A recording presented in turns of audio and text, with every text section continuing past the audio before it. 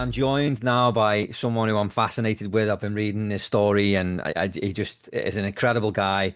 I can only sum him up by saying that he is the DJ to the stars, and he's known as professionally as Knowledge. So, Knowledge, welcome to the podcast. Thank you so much for taking the time to talk to me. Thanks for having me, man. Excited to be here.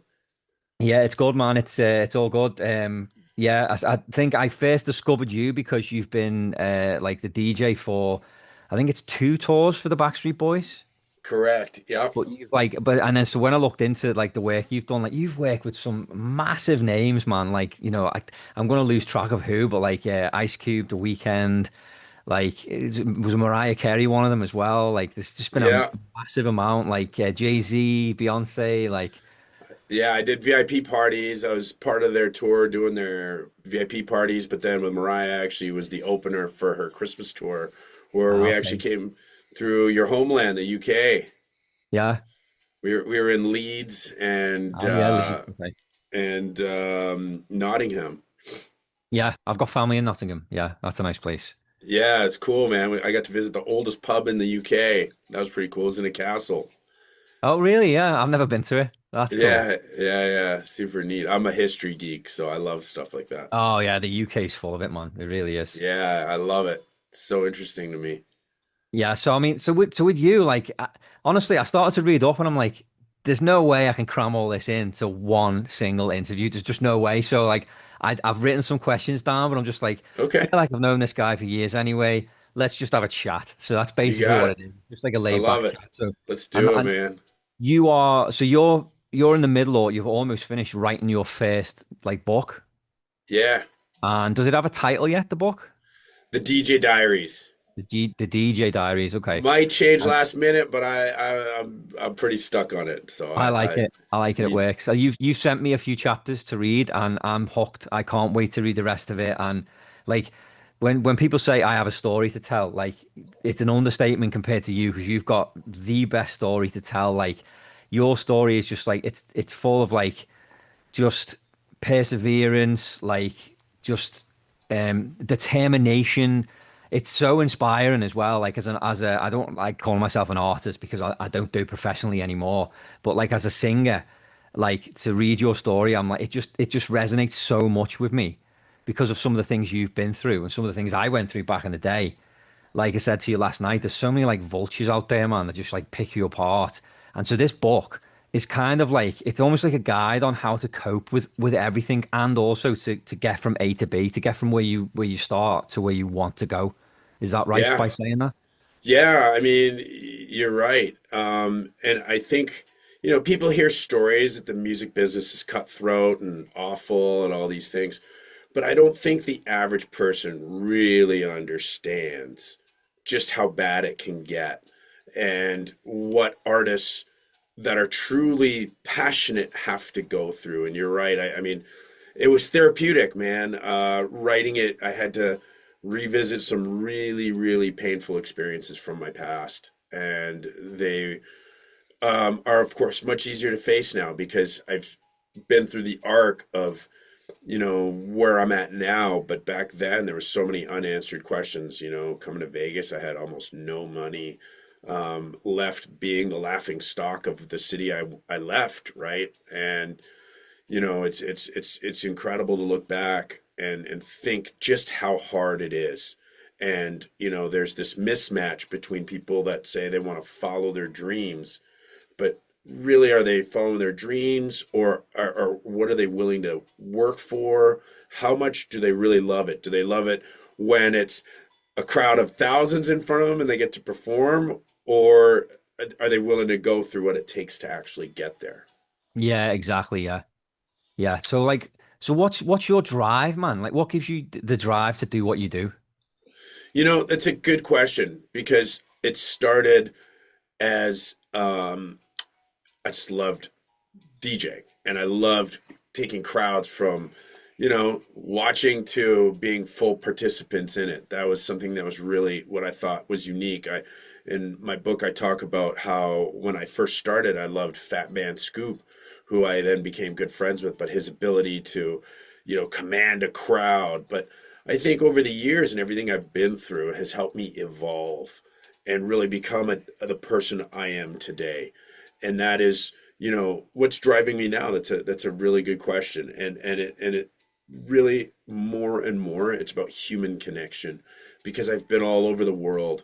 I've been in over 25 countries. I've seen countless cultures. I've DJ'd in all these places, and if there's one thing we all have in common, it's our humanity and our need for connection. Yeah. And so one thing I've noticed about you is you're probably the most grounded person I've ever known, like I've ever spoke to. It's like, Really? yeah, it's quite uncanny, really. Like even like setting up the interview was like, I sent you a message, you answered me instantly, and it was like we just chatted ever since. Trying to get people on this podcast is an absolute nightmare because like it'll go weeks and then someone will answer you and go, yeah, I'll do it, and you go, okay. So then you try and set something up, and it just ends up, it goes nowhere. But with you, it's just like you've been so sort of humble and just really nice and easy to talk to. But then in the same thing, when you talk about some of like the celebrities and some of the people in the industry that you've worked with and still do work with and mingle with, I don't know how that hasn't gone to your head naturally, but it doesn't seem to have. You just seem so grounded. So like, what is it that keeps you grounded? Well, I'd say first and foremost, it's just understanding we're all human beings. We Yeah, all it's we all true. go to the bathroom. We all sleep and snore. We all do the things. And it's really interesting that you say this, because if I have seen something, and I talk about it in my book, it's these invisible lines that get drawn between us all. And it's like instinctive for me to sort of see all this. And then over time, it starts to sort of coalesce, and I get a deeper understanding. And these lines occur to make us feel better than others, as a way of dividing each other. And it's all about really people wanting to get more and more for themselves. And somewhere along that route, I realized the best way to truly get it is to give Yeah. and to be in service to others. I know it sounds paradoxical, and I see people, I come across certain people that realize this as well. And that's what I want to impress upon people is when you do that, your life gets way better. Yeah. Yeah, it's true. It's kind of paying it forward almost, isn't it? You treat someone Yes. with you treat someone with respect, you expect the same back again, and Yeah. yeah, And you get to actually choose the people you're around, because there are rotten people out there, right? yeah, And you've just got to, and that's just a part of life. So you've got to, sometimes you need something from them, and sometimes you don't. When you don't, you stay as far away from those kinds of people as you can. But I guess it's because I've taken mental notes everywhere, and if there's a recurring theme, it's self-honesty and self-reflection. It's an ability to go, I messed up. I should have done better there. And again, in that process, there, most people go through life, saying it was her fault, it was his fault, it was, not my fault, right? yeah, But yeah, that, yeah, yeah, but when you say, hey, maybe I had a role to play in my own demise there. Maybe I could have done this better. Maybe that better. And maybe they did that wrong, but if I do this, the whole outcome's better, whether they even know it or acknowledge it or not. And that almost becomes a superpower when you're able to do that. The right people, when you're around the right people, you get pulled in bigger and bigger things, I think. yeah, yeah. And so you've come across like a lot of sort of snakes in the industry, if you like, over the years, and you've Yeah. so has that have you kind of has that helped hone your skills into sort of learning, becoming a good people reader, shall we say? Like, can you tell a snake Yes. now? You know what I mean? Do you Um, get bad vibes from people now? Or maybe you I'll always tell you did, I don't what. know. I'll tell you the interesting thing about that. I think a lot of the snakiest people are the best at disguising it. So you got to be careful. You've got to come up. I would say it's interesting because in my book I start out with a lot of the hell I went through, and then by the end of it, I reveal the stories of the incredible people that surprised me in ways I've never. Like I talk about how I had this terrible night, my first night doing the Jay-Z Beyonce tour. My agent at the time books me into a club. It was not a club he should have booked me at. It was hell. And somehow on the way to the airport, I lost my passport. I come back, and this giant of a man, and I mean gigantic, sat there 2 hours waiting because my phone died. So I had no way of even knowing if my passport, if anyone was going to be there. It was like the Hail Mary of Hail Marys. I go there and he's waiting for me with my passport. And I was so speechless. And I remember, and I was in such a hurry to get back because I had to catch my flight. I had like $20 cash. I said, this is all I got, man. I'm sorry. And we took a photo and I beelined it. I never stopped thinking about that man. So you're not going to believe this. So I'm in Chicago for the Ice Cube tour, and I thought I'm going to throw another Hail Mary. I post the picture of us from 2014, and I put an ad, and I target to people in Chicago. And who answers? His wife. No way, man. That's crazy. Unbelievable, right? Unbelievable. So I'm like, hey, man, I don't know if you remember me or not, but I've never stopped thinking about what you did for me. And I would love to take you as my guest to the Ice Cube show tonight. I'm Ice Cube's DJ. I want to take you and your family. So I gave him 10 tickets. I got him to meet Ice Cube. Yeah, it was incredible, man. It was really cool catching up to him. And he said the most interesting thing. He's like, yeah, I remember you. But then he's like, but I couldn't quite remember the passport part, but I remember you. And then I realized why. It's because he's helped so many people over the years. That was just normal for this guy, this giant. Yeah. I mean, when I say this man was a giant, he had to have been at least 6'6", 6'7", and just a huge guy, very big guy, and just the most kindest. I just, and I'm full of stories like that. And Yeah. the key thing people have to remember, those stop when you give up on people, Yeah. you know. So in essence, if you let those rotten people get the better of you and you change, then they've won, Yes. Yeah. you know. This is a So, 100% true. that's how they win. You become Yeah. like them. But when I'm doing what I do, there's people that have really wronged me. And I'm going to tell you how powerful the impact is when you do the right thing. What happens is they end up seeing how you are and actually trying to be more like that. That is the ultimate gangster move, in my opinion, Yeah. is when you are so indifferent to what they do and you keep doing you, and it's Yeah. so you're doing nothing but good in the world. And they see that, they know that through social media or whatever. It makes them rethink the way they are, Yeah. Yeah, you know? that's quite magical, really, isn't it, when you think about it? Yeah. You're getting them to turn around and become better people. Yep. Yeah, that's Yep. cool, man. And that's my goal, my real hope as I move forward as an author now and a performer and an artist is really Yeah. that. So what would you say is the biggest like misconception of DJs? Misconception. That it's well, I guess I can only speak personally, but that it's an easy job. Yeah. The art of DJing itself now has become easier over time because of technology. But I would say that as a as a performer, there's so much more that goes into it, and that's you hear these grumblings on social media. Like social media is mandatory. If you're going to be a DJ, you've got to do social media. You've got to Yeah. do the booking. You've got to be as proactive in your career as you can. So it requires so much more. Another big misconception, and this is like people coming into it, is that they're going to succeed playing the music they want.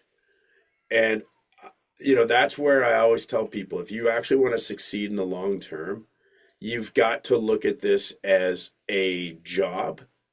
Your job is to play the best DJs in the world here do this. There's what the crowd wants.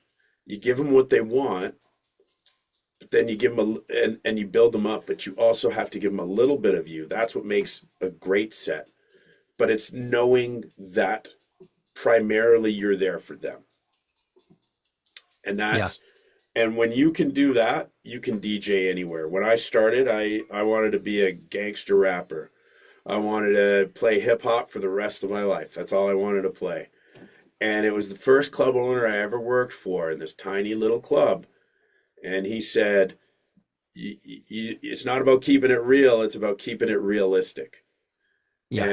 And he introduced me to these different, he's like, he gave me the chance to play a club night where, I had to play a variety of music. And in doing that, you've got to appreciate not just there's other genres, but there's other cultures. It's about understanding that every genre of music has a culture. It's about appreciating that culture and being a social psychologist in a big sense, because when you're playing music and you're mixing it, every different genre and culture of people have different expectations, and it's about learning that and showing deference to it. Yeah. I think that's I what think makes that's the you, key. that's what makes you special as well. Because DJs tend to stick to one. I could be wrong, but DJs tend to stick to one genre, whereas like you've just like you've done it all, really.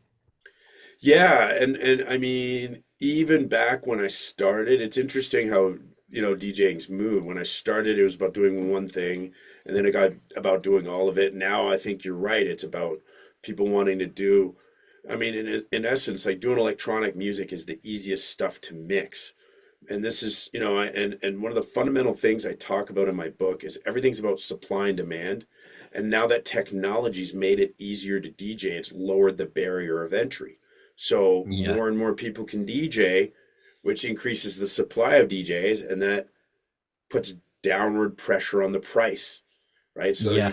you can actually, but the demand for DJs that can play everything is still high. Exactly. So a guy like me who's turning 50 in 2 months is getting more work than ever because I can go into a club with college kids and they still love it because I can play. And the club owners all tell me everywhere, they're like, the guys that we're hiring, they got these good local draws and they can bring a lot of people, but they can only play for an hour. And then the Yeah. and then the kids get bored. So a guy like me comes in and I switched the music, and I know, and that's a big part of my DJ style is knowing how to transition from different genres. There's an art to that, right? Oh So yeah, of course, yeah. Yeah, for yeah, sure. So what would you say is the highest high professionally that you've ever been on? Like if you can think of one moment where you just it couldn't get any better for you. man. Yeah, I mean, definitely with the Backstreet Boys. Um, boy, just one. No one's ever asked me that. Where it was like the greatest feeling. I think I might have to take it to that night in Berlin, 2019. I got such an insane standing ovation, man.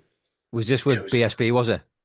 yeah, it Yeah. was crazy, man. I just remember looking at my photographer that I just met earlier that day, thinking, thank God I got all that on video. And just the feeling of like, whoa, is that real, man? Like I can't believe that actually happened. When you said photographer then, was that Justin by any chance? No, no, No. Justin was their guy, right? So he just Yeah, does yeah. He's their, he's a good guy. yeah, yeah, you know him? Yeah, so like I was telling you before about when I met my wife. So I wanted to ask my wife if she would marry me.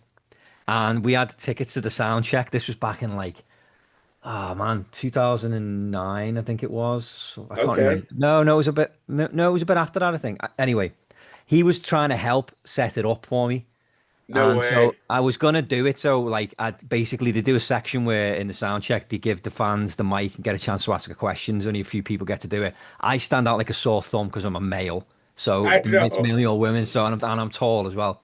So I'd been asking him, and he was like, "It's not my decision." He said, "But like, if I see you there, I'll definitely hand you the mic." And I didn't want to risk it, so I asked my wife the night before the show, and she said yes. And So then then you're when we were like, at the show, Justin see me, and he comes over with the mic, and I'm like, "Oh man, if they'd just fucking waited, I could have yeah, done yeah, this in yeah. front of them." But it was still really nice. We got to tell the guys that we just got engaged and that we met on their website, and that was really sweet. And then, Nice. That's and then, amazing. Yeah, it was awesome. And then fast forward to 2014, they did a show here for the In a World Like This tour, and Justin was there again, and he bumped us up. We had, I think it was gold VIP, and he bumped us up to platinum for free, which was really nice. That's so And we did the cool. whole sound check thing again, and we got to tell them this time, oh, we're actually pregnant with our first baby, and we No wouldn't have way. any of this if it wasn't for you. And that was lovely. And of course, Kevin had rejoined the band at that point, so it was really nice. We got to go up on stage with them like for part of the show that night, and it was great, just awesome. No. Yeah, and So I've got cool. lots to thank Justin for. He was just, I haven't seen him for years, but he's such a nice I, s- guy. I ran into him. I went in February. I went to the show for the first Oh time, yeah, and I saw him and we chatted, for a few minutes, said hi. Yeah, him and Tierney, they got oh married. yeah, Yeah, she's their costume designer. yes, I would yeah, see her backstage a lot.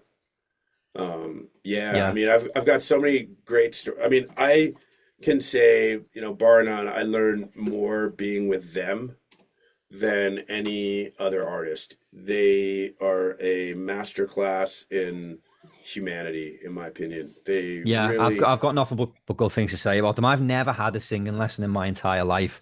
I've learned everything from them and bands like those guys, like Boys to no Men, way. even NSYNC, and yeah, I just specifically Backstreet Boys. I've just like because each one they've all got different abilities vocally. So Right, I just focus on each one and I've just kind of taken little bits. So I feel like I'm right. a mishmash of all five of them. And yeah, Well, I they're listen to just your the music, gods man. to It's me. it's great stuff. Yeah, thanks. Yeah, yeah. It's Yeah, very Backstreet, inspired, as I'm sure you could tell. yeah. But Got that pop feel. it's you know what, man. We're at I don't know how old you are, but I'm at such a unique age because I'm old enough to remember when that music and that culture that surrounded that, the dynamics that created to where we're at now culturally with music Yeah, and everything. And I have, I was so glad to write this book because I got so much out that I wanted to get that's been inside me, right? That I've wanted yeah, to get out. And in it, I talk about a lot about the Backstreet Boys. I devote 3 or 4 chapters just to stuff that happened backstage, and I, I I I learned so much indirectly from the way they were. The yeah. way I'll never forget when I on my first day in Lisbon, I walk into the crew mess hall, right? Uh, and I see a guy. I'm like, oh, that guy looks like Nick Carter. Oh, that is Nick Carter. And he's just eating with the crew, right? Yeah. So they are remarkably, truly proactive with their fans, but also their crew. And I think that's critical, man. You have to be there. You have to do that, and that's where they got their lasting power. And Yeah, for sure. and it's really interesting because I feel like I relate to Nick on a personal level a lot, which is interesting because I talk to him the least. Um, but what he went through, as you probably remember, when we were in London and Manchester, when his brother passed away, with the person, I can tell it's very clear that he's got family members with, personality disorders. And, Yeah, I've gone through the same with my family. And unless you go through it, you won't understand it, you of know, course. Yeah, and so at our show in Manchester, I'll never forget. They have a family room in every tour, and in this case, it happened to be next to my dressing room. And I walked in, and there was Nick, like just and I saw the pain in his eyes, and I wanted to say something to him, man. I really felt for what he was going through, at the yeah. time. I know how hard it is. I know because I have family that have put us through the same, and it's tough. It's really hard to explain to outsiders because they'll say and do things that are so outrageous, and that it comes from a place of pain, Yeah, and yeah. so you want to be empathetic, but at the same time they're doing terrible things, Well, all you and want is for you just want that person to get better. That's the ultimate goal. Even though you have to distance yourself, you want that person to get better. And for what You he got went it. through, and then to Yeah. ultimately see his brother's demise, I can't even imagine. And then have to get up on stage. I seen the video of him on That day, stage, man. I know, and man. man, oh man, it broke my heart. And you see the other guys just hugging him. Oh, just killed me. Yeah. Yeah. Like, we were in London, right? And I remember what was happening because it wasn't official. Nobody knew what was happening. They didn't announce anything. And I got instructions that the show was carrying on as normal. So, and unbeknownst to me, nobody else knew. Yeah, So I actually posted, I would start getting DMs on Instagram from people. I was like, and I would answer one, two, three, four, it got to be over a dozen. And then I finally just posted on my story, hey, yeah, the show's, and it got to be seen and it made all the tabloids in the yeah. UK because unbeknownst to me, I didn't know that there's no other official word. So I had no idea and until later that day. But yeah, it was a Just sad, really, man. So sad. it was really It really sad and it was. was such a like man when I say this is why I say to people I learned so much indirectly from being with them on so many dates Yeah, because not a single person would have been upset if Nick didn't do the show, yeah, but he did it. yeah. They're I like a mean, family. I remember watching a video, and yeah, like Kevin, he's just the big brother for all of them, and yeah, I remember he announced it to everyone. He said, "You, this is a sad day in our family today," and he announced it, and it's just, oh God, man, just thinking about it, just yeah, so yeah, sad. and I was just like, and I was like, you know, it's tough, but but there's something to be said about the way he handled it that just it's mind blowing, man. Yeah, It just blew me away, and I really see them as role models for myself and the way it helped me evolve. And yeah. they're fans. I love their fans, and their fans. When I got the word that I was doing this tour, the first one, I had no idea what I was signing up for, man. No idea. I have never ever been a part of their fan lore or anything. I've Yeah, always liked them over the years, right? I've been a fan of their music, but that's as far as it went. yeah. And to this day, there are people that have been devoted to me from their fan base. It's quite a feeling. It's really cool. Yeah, yeah, they've got a really dedicated fan base. Very, They very do. dedicated. They do. Um, just talking about Nick as well. Nick, I've got so much respect for. I think it was it was either 2023 or 2024. He was doing a solo tour, and he put it out there that he was looking for people to open for him. So he's like, if you can Yeah. sing, send me videos, and we'll see what we can do. So I sent a video in of me singing a Neo song, so sick. No and uh, way. and he showcased it on his page. He put it up on Instagram, Facebook, Nice. TikTok, Twitter. Yeah, he put it up, and it's basically him reacting to my video. And I got so many follows from that, and Yeah. the compliments of people just tell me what a wonderful voice I had. I didn't get picked, but the fact that he Still. showcased me, Sure. to sit there and look at it and go, man, 25 years ago, I was sitting in my parents' living room, like wanting to be this guy, and like to have him acknowledge me as a good singer, that's the best compliment I've ever had in my entire life. Like it was Totally. so I've just got a lot of respect for him because he didn't have to do that. He could have, No. there would have been a lot of women that were sending videos in. So the fact that like I managed to sneak through, the crowd and he spotted me and yeah, I, I it think means I a th lot. and I want to say something about his wife and all their wives. Yeah, Mind blowing. Nothing but a mountain of respect for the way they handle their families. Their wives were, master classes in classiness and yeah, just everything about them yeah. really impressed me, and The and shit they have to put up with, seriously, like some of the comments, because some fans can be yeah, really mean. It really annoys me, but some people of the are. stuff they have to put up with Yeah, so much shit. Like I don't know how they yeah. do it. I really don't. Yeah, I agree. And I think the best antidote is the people you surround yourself with. Yeah, And you can really tell where an artist is at mentally by the people around them. I can say that with Ice Cube as well. Ice Cube, man, the people around him, holy moly, Yeah. He just seems like a clap. cool dude as well. He really, He seems like another grounded person actually. man, I mean, I'm sorry. If you did not know what he did, you would have a very hard time believing this guy's not just a gangster rapper, but the OG gangster rapper. Yeah. Like, truly one of the most kind people, truly a giving person. All these people, like when you say you see that about me, I literally watch these guys Yeah. and I Yeah. see Yeah. how they operate, and I go, this can be me, Yeah, you for know? sure.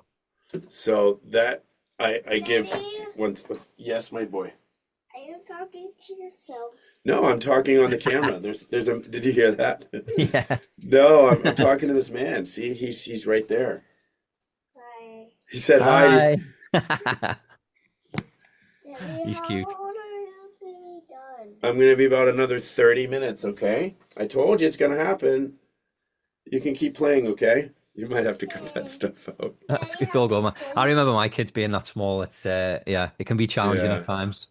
Oh yeah. No, it's great. I love being a dad, man. It's my. It's the best, isn't it? It It really is is, the man. best. It really is. I'm in a great place, man. All I need to do is make this book take off, and I really want to get into motivational speaking. Believe it or not, my first ever was You about. would be amazing at motivational speaking. That is, you're made for that, man. You really are. Yeah, because I want to keep it real at the same time. You know what I Yeah. mean? I want to But be you're good with proof. words as well. You have a good way of explaining things, and you don't complicate things. You tell it as it is, but you do it, and you're very articulate in the way you get your message across. Thanks, man. Thanks. It's interesting because if you would have known me in high school to university, like I've always been blessed in that I've been a good writer. Um, you know, that got me through life. I had a bit of a troubled childhood, and you ever see the movie Good Will Hunting? Yeah, yeah. I was compared to him a lot. Oh, Uh, really? Not quite the math genius he was, but I more on the English and the writing side of stuff. I could write well, and I if I was in high school and I was in the office, the principal would ask whether it was because I was in trouble or because I aced another exam or so I see this so much as my life really does come full circle in many ways, and I hope that I could be not just an inspiration, but an example for people. We are living in very challenging times in some ways, but in Yeah, others, incredibly opportunistic, yeah, right? The way technology is changing, it really can make you incredible in many ways, and it really could be opportunities. People just need to learn how to realize that there's opportunities all the time, and that's why when you reached out wanting me to do the podcast, I jumped on it because yeah, uh, I actually love doing podcasts because I've had this book and this story that I've wanted to tell for so long, and already I've got my plan for the next book. So I know that the best way to do that is to connect with people like yourself, yeah. I and know it's I cool, man. and I genuinely Yeah, enjoy it. Right? Like I guess it's that's nice what. meeting new people, isn't it? It's nice to have a Yeah. chat with people. I just love meeting new people. It's just fun. It is. It is. And it's also strengthening connections with good people, Yeah, yeah, right? exactly. And I Yeah, think by doing that, we create a culture of good people, yeah, you know? yeah, for sure. I discovered you because our mutual friend Kimmy. Do you know Kimmy, the artist? Yes, Yeah, from so she Amsterdam.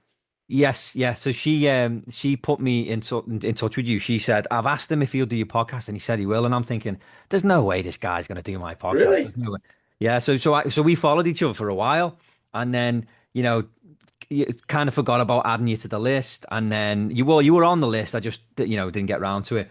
And then I seen a clip of you from I think it's your podcast that you do, and you were interviewing boy band Stacy, who's Yeah. also on my list. I haven't She got around to interview. She'd be she's great to awesome. talk to. Yeah, yeah. She's So I seen a awesome. clip of that, and I was like, I've got to get this guy on. So that's where we are Amazing. now. So I Did you apologize for see how long it took. No, no, you know what, man? Everything's got, honest to God, that's just the universe, man. It's the It's worked out timing. well because the book's basically finished now, You so it's got it. worked out well. Yeah. Yeah, I'm launching it on my 50th birthday, May 23rd. Okay. So my goal is to make it a bestseller, right? So Yeah. I want anyone and everyone, from fans. I want it to appeal. So I mean, for the longest time, I realized I had all these powerful business, like there's these strategies I use that are just known in like really sort of geeky, dry economic circles. Like I talk about something called blue ocean strategy, something that's a little more well known called ikigai. I talk about how I've combined them, and that's how you really become your authentic self. You don't Yeah. become your authentic self by saying I'm this or that. It's by discovery. You've got Yeah. to get out. So I've got a lot of counterintuitive things I've learned over years and decades, and I try to dispel a lot of myths in the book. And I think that's a big part of why people are so unhappy is because there's such a mismatch between reality and what a lot of these influencers say, right? Yeah. So it's all these things, and then I thought, but I think I got all these, and then the epiphany finally came. Why don't I just combine these lessons with the story of how I got to where I'm at? Yeah. And that was the pivotal change. Yeah, for sure.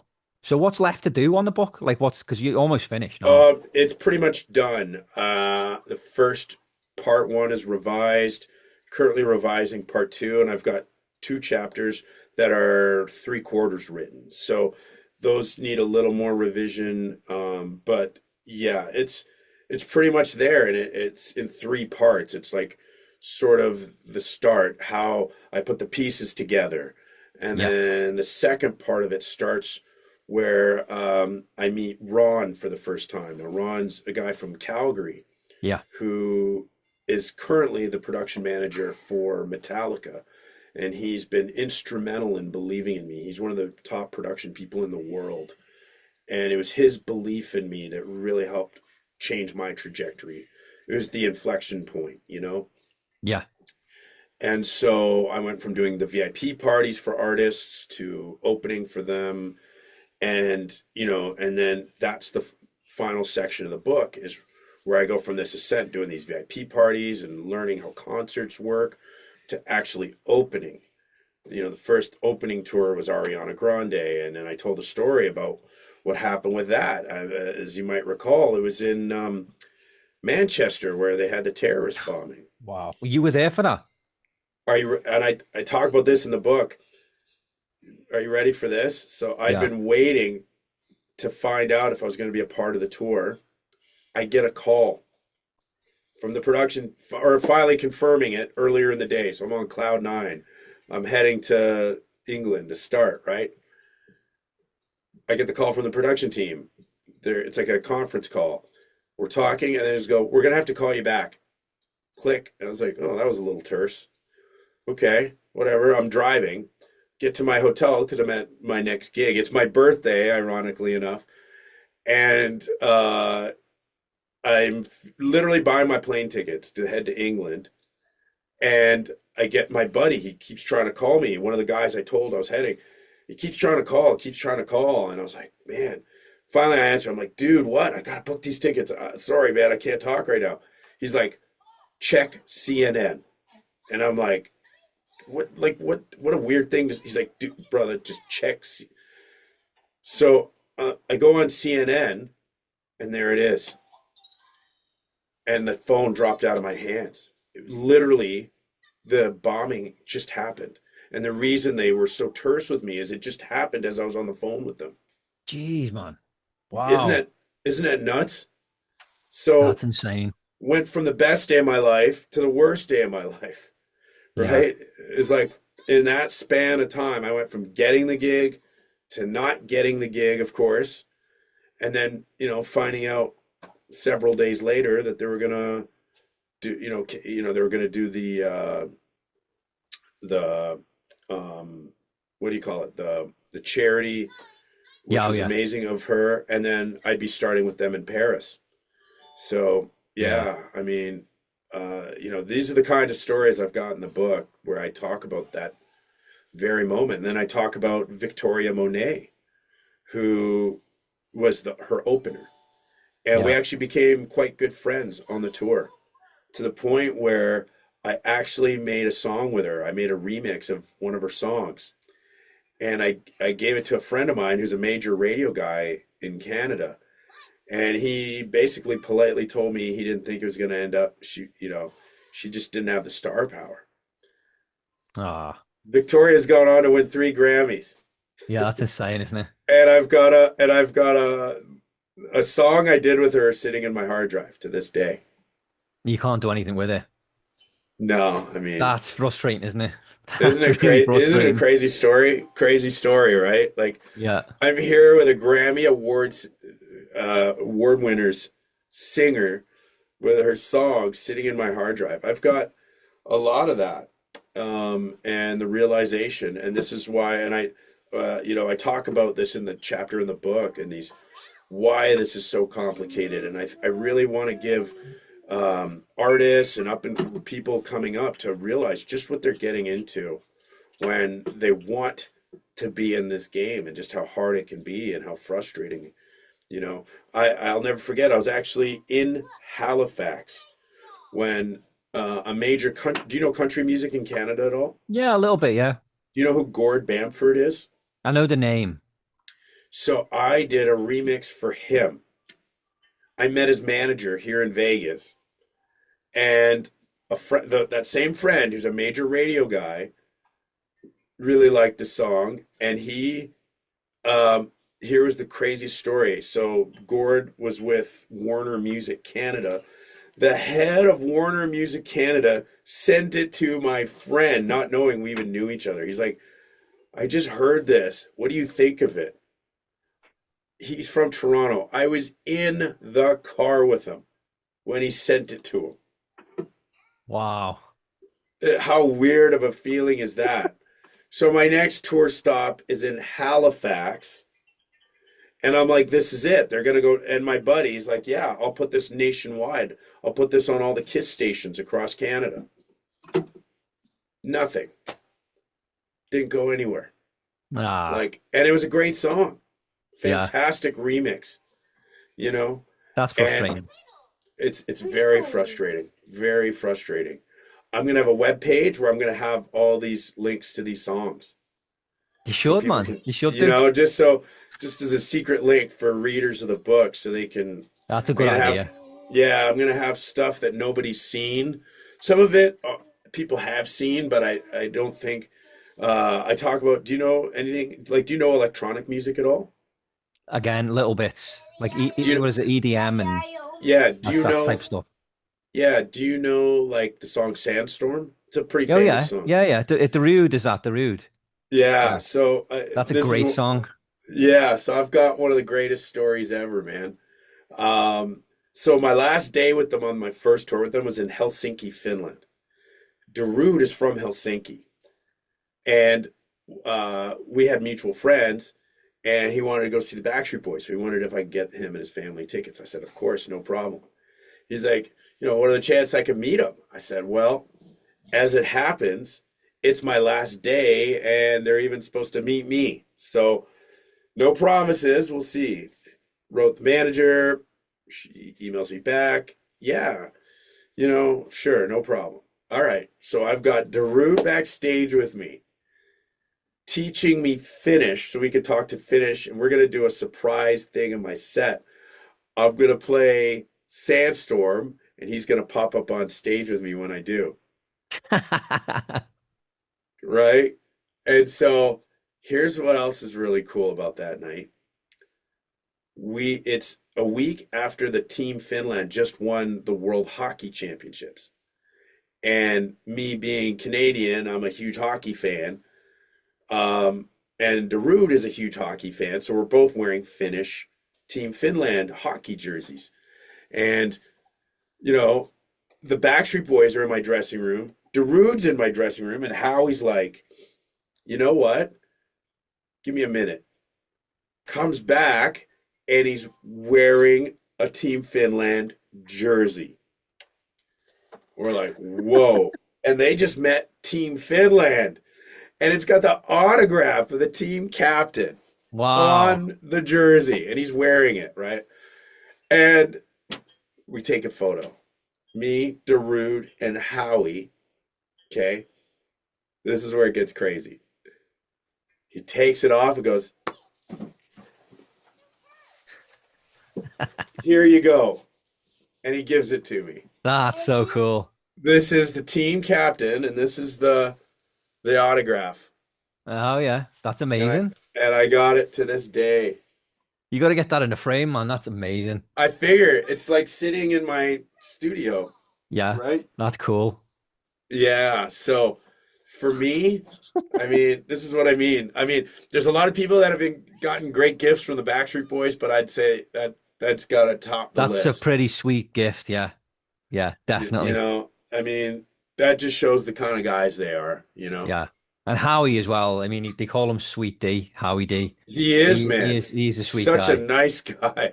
Like Yeah, like honestly, him and AJ, they are I'd go as far as like they're nice to a fault, man. Like they're just yeah. such Well, nice, so I genuine remember, guys. I remember there was an after show party. This was when we were pregnant with our first baby, and we again Justin bumped us to the after party. We didn't have to pay. We got in. And we'd already met the boys earlier on, so AJ knew that we were expecting and all that stuff. And he comes through the crowd, finds us, tells us both. He says, "You guys are going to make amazing parents." And I'm thinking, you don't really Aw. know that, but that's very nice of you to say. And then he says to my wife, he goes, "Do you need anything? Do you want a seat?" He goes, "I can get you a seat. Do you want to sit down somewhere?" And she was like, "No, no." And she wasn't like, she was about 14 weeks pregnant at this point, so not like super far along.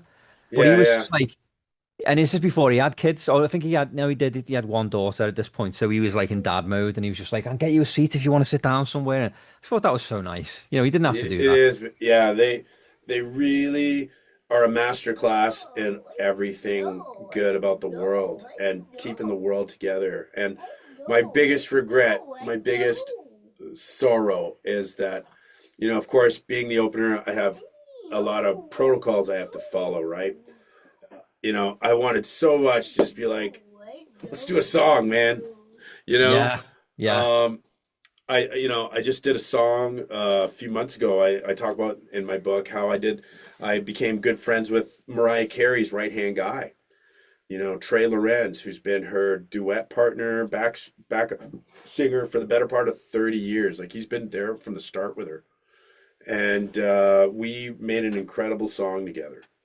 And now we've got another one planned with a guy by the name of Chris Cox, who used to be one half of a duo called Thunderpuss. Now they did this massive, massive remix of Whitney Houston's "It's Not Right, but It's But it's Okay." okay. Yeah. Yeah. Do you Yeah. remember the What's dance up? Yeah. Yeah. remix? Yeah. So these guys were pioneers at the time of like really blowing up these R&B into, dance hits back then. And now, so he lives here in Vegas, and Trey, and just 2 days before Trey left, when they were here for their Christmas tour, we got together in his studio and we came up with an incredible, incredible song. That's so cool. That Yeah, really is, man. yeah. Yeah. See, It's I could it's feel like I could talk to you for hours. I mean, it's just like yeah. I mean, fascinating. It really is. it's that's how you connect with good people, man. And this is Yeah. how it's one thing that absolutely fascinates me is networks. It's something I can tell you. The changer for me is books. Um, I want to make reading cool again. I want to make reading sexy. I Yeah. want to make it so that guys want to read books because that's their ticket to girls, and vice versa. Yeah. You Yeah. know what I mean? And it's if truly there's a cheat code to me, it's not really a cheat code because reading is takes long, it takes years, but you become so much of a better person. Yeah. And I love diving deep into topics, and I dove deep into understanding how human networks work and how you really do have incredibly strong power in small dedicated networks. Yeah. So I see things that others don't. And again, I talk about this is something we all are capable of. You just have to know where to look. And for me, it's guys like you, man. I don't think the biggest thing that fascinates me is people like yourself that don't realize how important it's always the most humble people that don't realize how important they are. Like even Trey, like Mariah's right hand guy. You know what I mean? And he's Yeah. oh man, like to say humble is an understatement. The guy There you go. would blow your mind just in his kindness and his talent and like he understates it all, right? Yeah. So Yeah, yeah, that's so cool, man. It really is. And it's been, I mean, we'll wrap it up now because we've been talking for a while. It really sure. has been such a pleasure to sit down. And we're going to have to do this again. We really are. When the book comes out, let's plan Yeah, another one after the release. Let's get you back on, and I'll bring my co-host yeah, Chris on because you'd like Chris, and we'll bring Chris on, and the sure, three of us will have a chat. It'll be cool. for So what's sure. next for you? What are you doing next? Like, you got any shows planned?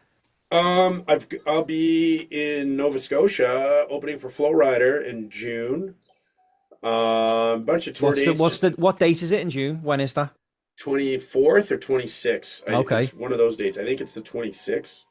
Yeah. So, I'm not sure if Is I'm it sold? Do you flying. know if it's sold? Is it sold out?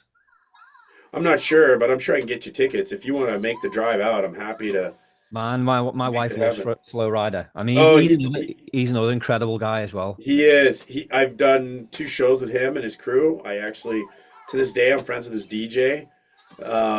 You know, amazing guy. Yeah, Amazing people around him. Fantastic show. The guy's got yeah, how many hits, right? Like over the yeah. I know years, it's insane, over a isn't it? It really, dozen. it really It's is. But crazy, he right? knows how to rock a stage. He sure does, and I love what he's about.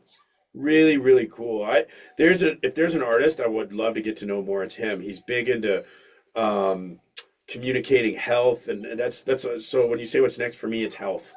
Yeah, You know, I turned 50 in May. I you have don't look it. dedicated. You look about maybe. I'm 42. I'd say you look a little bit younger than me. So, Well, I was gonna say you don't look 42, man. It's something well, about music. So when is your birthday, mate? Did you say the 23rd? Yeah, Yeah, mine's the 30th. So it's like about a week after yours. right. And Yeah, I can't help but wonder if music did that. And living a healthy lifestyle is transformative. And that's where my next goal in life is to help people get there. yeah, Because I really, I'm at an age now where I'm really starting to see the negative impacts of bad food choices makes. oh yeah, And yeah, there's just a lot of ignorance to that. And even, the mainstream medical system really downplays it, which I think is unfortunate.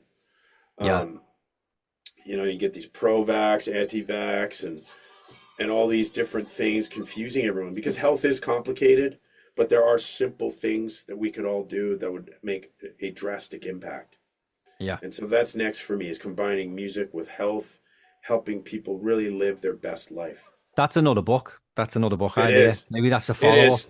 That actually, so I've got two book ideas already, and believe it or not, I've already strung out their outlines. And the one is going to be called Invisible Lines, and that's all these invisible lines that divide us and create literally the problems in the world today. Yeah, And when we need to peel those back and understand them if we truly want world peace. yeah, And then the next, but the next one's going to be the book on how to really live the life of you on your terms. yeah, That is a book that I know, and my whole goal with everything I do is I want to make it universal. I don't want someone from a place of privilege that can just say, "Oh yeah, I can buy these hundreds of dollars in supplements or whatever." I want it so that the average person or someone that's, you know, overweight, even let's say they're 100 or more pounds overweight, I want them to be able to go, wow, I can apply this and I can work and I want to teach people the techniques and the exact methods I used to get to where I'm at in life because a lot of them are counterintuitive and they explain why you've probably failed in the past better than the mainstream explanations. Like I've had to, read my books to really understand this stuff. yeah, for So, sure. Yeah. yeah, Well, I'm invested, man. I can't wait to see what's coming from you. It'll be awesome. really appreciate you, man. Thank you for having me. Yeah, thanks so Mommy, much. are you Seriously, done? it's been my pleasure. Thank you so much Okay. for having me, man. Cheers, buddy. Thank you so much. Cheers. Take care. Bye. Bye bye.